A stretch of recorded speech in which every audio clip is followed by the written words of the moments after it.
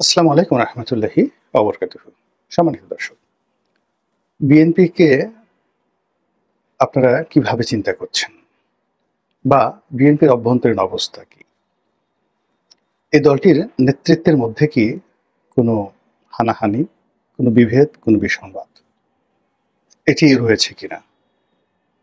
২ নম্বর হলো যে এই দলের মধ্যে যখন বেগম জিয়া রাজনীতিতে সক্রিয় ছিলেন অর্থাৎ ২০১৬-১৭ সালে, তখন দলের মধ্যে যারা প্রবীণ নেতৃবৃন্দ ছিলেন তারা সংগত কারণেই জনাব তারেক রহমান সাহেবের নেতৃত্বকে মেনে নিতে পারেননি। তারা বেগম জিয়াকে কেন্দ্র করে একটা বলয় গড়ে তুলেছিলেন। অন্যদিকে দলের যারা তরুণ, সেই তরুণরা জনাব তারেক রহমান সাহেবকে নেতা মেনে তার অধীনে রাজনীতি করার জন্য একটা বলয় তৈরি করে ফেলেছিলেন। আওয়ামী লীগের লোকজন, শামীম ওসমানের মতো যারা লোকজন, তারা এটাকে ঠাট্টা করে ভাইয়া গ্রুপ আর আম্মা গ্রুপ বলে টিটকারি করতেন।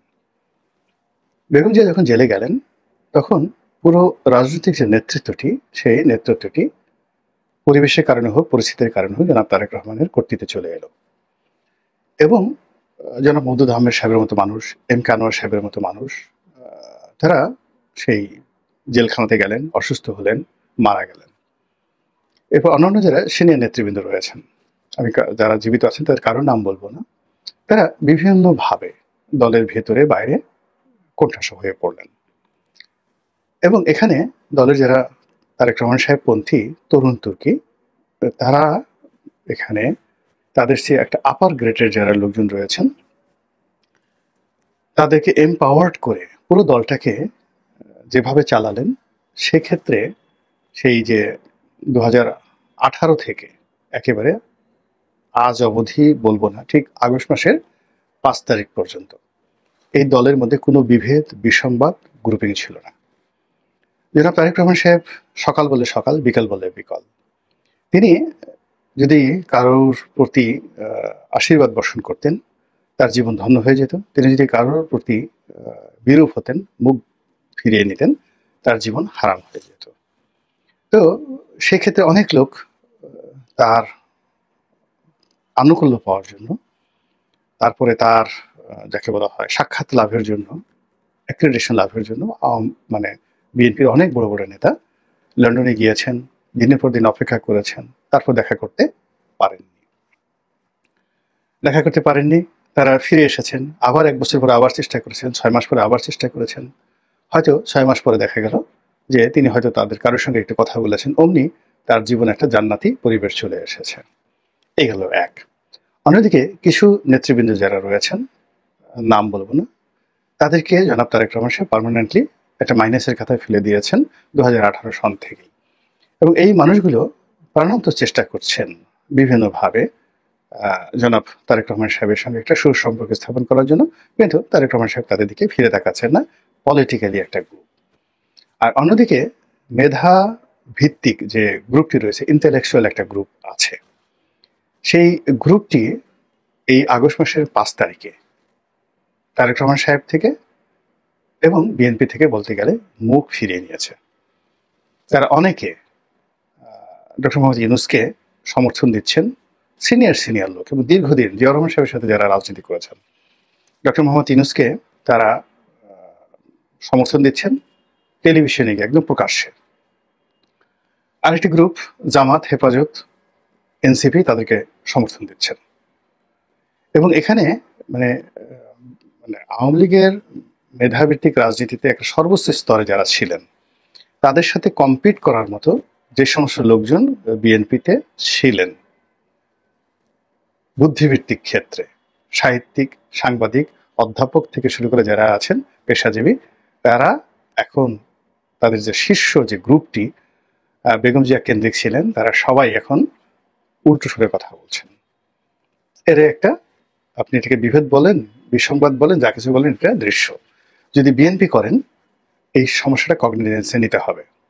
যদি তারেক রহমান সাহেবকে পছন্দ করেন, ভালোবাসেন, তাহলে এই জায়গাগুলোতে মানে তার নজর আনতে হবে, তাকে বলতে হবে যে এই সর্বনাশ কিন্তু ঘটে গেছে। ওই মানুষ তো আগে এইভাবে কথা বলতেন না। ওই ভদ্রলোক যারা সারা জীবন বিএনপিকে সেবা করেছেন, তিনি এখন চুপচাপ থাকছেন কেন? তিনি এখন যে কথাগুলো বলছেন তা জামাতের পক্ষে যাচ্ছে কেন? এরা তো সবাই মেড ইন মানে 100% সিল দেওয়া। কোনোদিন তারা জীবনে আওয়ামী লীগ করেনি, কোনোদিন জামাত করেনি। এরা একেবারে বিএনপিরই বাই প্রোডাক্ট। অনেকে মন্ত্রী পর্যন্ত হয়েছেন এই সমস্ত লোকজন। একটা গ্রুপ হলো রাজনীতির মধ্যে যারা সিনিয়র গ্রুপ রয়েছেন তারা কাম অ্যান্ড কোয়াইট হয়ে গেছেন। অনেকে ভিতরে বসে পিন কাটছেন, পাঞ্চ কাটছেন। আর তার সঙ্গে সঙ্গে যারা এই বুদ্ধিবৃত্তিক লেভেলে তারা একের পুরোটা উল্টো হয়ে গেছেন এই আগস্ট মাসের 5 তারিখ থেকে।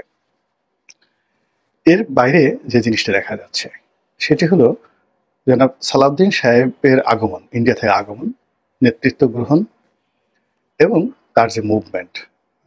হি ইজ স্মার্ট, দেখতে সুন্দর, লেখাপড়া জানা এবং তিনি নাকি জনাব তারেক রহমান সাহেবের শিক্ষক ছিলেন, গৃহশিক্ষক ছিলেন ইত্যাদি আরো অনেক কথা শোনা যায়। কিন্তু বাস্তবতা হলো যে তিনি আসার সঙ্গে সঙ্গে তার যে দুর্বার গতি, তিনি মুহূর্তের মধ্যে বিএনপির ডিফ্যাক্টো লিডারে পরিণত হয়ে গেলেন। এখন জনাব সালাউদ্দিন সাহেবকে কেন্দ্র করে যে ধাক্কাটা শুরু হলো বিএনপিতে, প্রথম ধাপে সবাই খুব আশ্চর্য হয়ে গেল যে কি হচ্ছে। উনি কি সাধারণ সম্পাদক হবেন? তাহলে মির্জা ফখরুল সাহেবের অবস্থা কি হবে? মির্জা ফখরুল সাহেব ভদ্রলোক মানুষ, তিনি কোনো প্রতিক্রিয়া দেখালেন না। তিনি শুধু আকার ইঙ্গিতে বললেন যে এটাই তার জীবনের শেষ নির্বাচন। নির্বাচনী এলাকায় গিয়ে বললেন এরপর তিনি আর নির্বাচন করবেন না, শরীরও ভালো না। এর মধ্যে তিনি একবার অসুস্থ হয়ে গেলেন, সিঙ্গাপুরে গিয়ে চিকিৎসা করে আসলেন এবং খুবই পরিশীলিত ভাষায় তিনি কথাবার্তা বলেন এবং নিজের যে মাত্রা, সেই মাত্রার মধ্যে তিনি থাকার চেষ্টা করেন। এর বাইরে তিনি কোনো কিছু বলেন না। বলতে গেলে অনেকটা পরিবেশ পরিস্থিতির সঙ্গে তিনি আশ্চর্য হয়ে লক্ষ্য করছেন, কোনো প্রতিক্রিয়া দেখাচ্ছেন না। কিন্তু বিএনপি যে সকল ঝানু নেতা, যাদের রুট আছে এবং যারা বিএনপির বিভিন্ন সময় বিএনপির মধ্যে ইন্টারনাল গ্রুপিংয়ে যারা রীতিমতো ফাইট করে মানে সার্ভাইভ করে গেছে, সেই গ্রুপটি দেখা গেল যে একেবারে তলে তলে এমন কিছু করছেন যে কারণে বিএনপি নেতাকর্মীর সঙ্গে সালাউদ্দিন সাহেবের একটা দূরত্ব কিন্তু তৈরি হয়ে গেছে। আমি নাম বললাম না, অন্ততপক্ষে বিএনপির সর্বোচ্চ নীতি নির্ধারণী যে ফোরাম, সেখানে 3-4 জন লোক থেকে শুরু করে আর অনেকে, আপনি তাদের এই কয়েক মাসে কোনো মুভমেন্ট দেখবেন না, কোনো কথাবার্তা নেই। যেদিন সালাউদ্দিন সাহেব আসছেন সেদিন থেকে তাদের মুখ বন্ধ হয়ে গেছে। এবং যারা সাধারণ নেতাকর্মী, তো এখানে দেখেন একটা বলয় তৈরি হলো বুদ্ধিজীবীদের মাধ্যমে, একটা বলয় তৈরি হলো ধরনের তরুণ তুর্কি ভার্সেস পুরনোদের মধ্যে, আর একটা হলো জনাব সালাউদ্দিন ভার্সেস অন্যান্য যারা আছেন, যারা এতদিন মির্জা ফখরুল সাহেবকে কেন্দ্র করে আবর্তিত হচ্ছিলেন। এবং তারা অনেকে হয়তো ভাবছিলেন যে মির্জা ফখরুল সাহেব থাকুক বা নাও যদি থাকুক, তাদের মধ্যে গ্রুপিংটা ছিল না। কিন্তু সালাউদ্দিন সাহেবকে একেবারে ট্যাগ দিয়ে টার্গেট করে এখন যে সকল বিএনপির অভ্যন্তরে যারা নেতাকর্মী রয়েছেন, তারা যে সকল কথাবার্তা বলছেন, কর্মকাণ্ড করছেন, এগুলোর মধ্যে স্পষ্টতই একটা বিভক্তির সুর বেজে উঠছে। এবং এটা আপনি সালাউদ্দিন সাহেবের পোশাক আশাক কথাবার্তার মধ্যে দেখবেন, তার মধ্যে আগের সেই যাকে বলে জৌলুস নেই। তিনি অনেকটা ক্লান্ত, বিধ্বস্ত।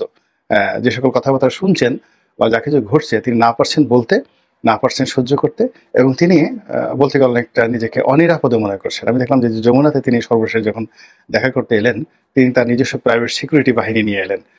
তিনি একটা দামি গাড়িতে এলেন, একটা যাকে বলে ল্যান্ড ক্রুজার V8।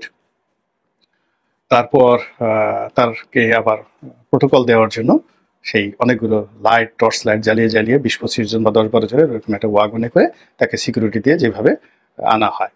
তো এটা প্রথম কিন্তু তিনি এই কাজটি করেননি। তিনি একা একাই নিজের গাড়িতে করে মুভমেন্ট করতেন। অনেকটা মির্জা ফখরুল সাহেব যেটা করেন, তিনি মানে একেবারে বিএনপির কঠিন বিপদের সময় কখনো প্রোটোকল নিয়ে ঘুরেননি।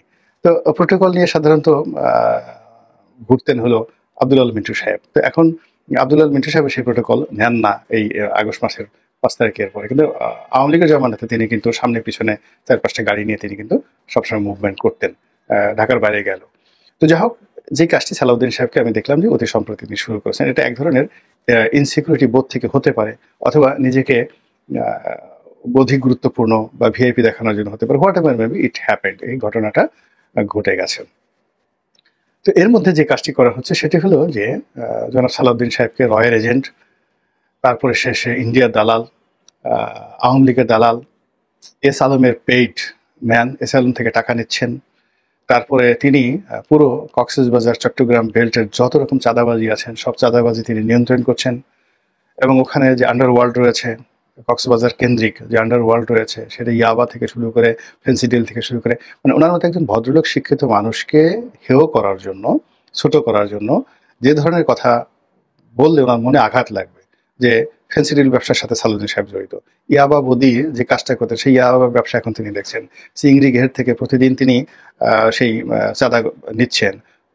মানে যত গরু আসছে গরু চোরেরা যত গরু চুরি করে সে মায়ানমার থেকে গরু আনছেন, সেই গরুর একটা কম্পিটিশন সালাউদ্দিন সাহেবের কাছে আসছে। এই ধরনের কথাবার্তা যখন ইন্টারনেটে প্রকাশিত হচ্ছে এবং এই সকল কথাবার্তা যখন বিএনপি নেতাকর্মীরা পরস্পরের সাথে বলাবলি করছে, এর কিছু তাপ উত্তপ্ত সালাউদ্দিন সাহেবের কানে যাচ্ছে। ফলে কি হচ্ছে, তার যে স্যাক্রিফাইস, তার যে ডিভোশন এবং তার যে যাকে বলা হয় সাহস, শক্তি, দক্ষতা, এই পুরো জিনিসগুলো গত 7-8 দিনে একেবারে অনেকটা বিধ্বস্ত হয়ে গেছে।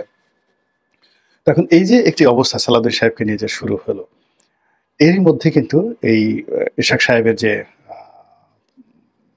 আন্দোলন, তারপর তার সঙ্গে সঙ্গে আবার ইশাক সাহেবের এই আন্দোলনের সঙ্গে সঙ্গে ডক্টর মোহাম্মদ ইউনূসের পদত্যাগের ঘটনা এবং বিএনপির এই অভ্যন্তরীণ এই অবস্থা, এবং এটার আমরা একটা চূড়ান্ত রূপ আমরা দেখলাম, যেটা কখনো আমরা দেখিনি। সেটা হলো সর্বশেষ যখন সালাউদ্দিন সাহেব, ডক্টর খন্দকার মোশাররফ সাহেব, ডক্টর মঈন খান সাহেব এবং যাকে বলা হয় আমির খসরু মাহমুদ চৌধুরী, ওরা প্রধান উপদেষ্টার সঙ্গে দেখা করলেন, দেখা করে আসলেন।